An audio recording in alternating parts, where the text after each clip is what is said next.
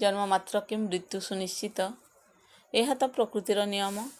अथच निज मृत्यु को निजे बरण कर नेबा केते वांछनीय। सुशांत सिंह राजपूत आज आउ नाहांती। जे दिन निज फिल्म छिछोरे माध्यम समाज को आत्महत्या एक समाधान नुहेर वार्ता देइथिले, आज निजे ही से पथ आपणई नेइछंती। सत कहवाकू गले कहार चेहरा देखी जानी हुएनी से निज भितरे केते संग्राम करुछि। मात्र मु भी एतिकी कहिबी, आत्महत्या समाधान बाट नुहे।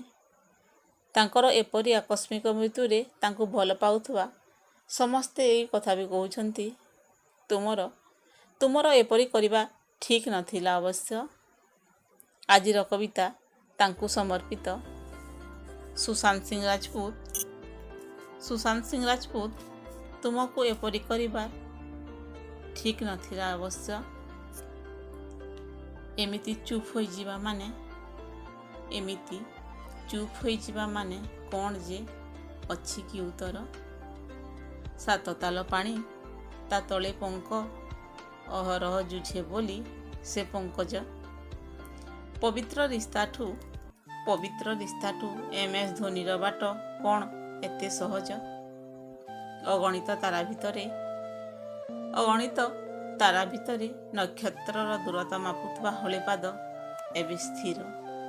आश्चर्य एबे मात्र हाथ गणा 34टी बयस। एई तो आरंभ, एपरी करिबाटा ठीक नथिला अवश्य।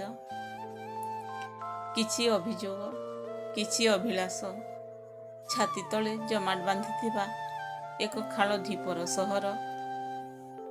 आउ झण झण भांगुथिबा किछि मान अभिमान। एई तो जीवन ना कौन? ताहेले पथ बाछि नेबा कौन सहज उपाय? एपरी करिबाटा ठीक नथिला अवश्य।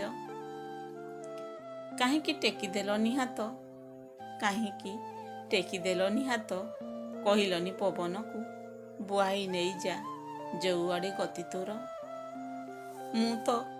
मु तो एक निमित्त मात्र। काहींकि चिन्हिलनि निजकू।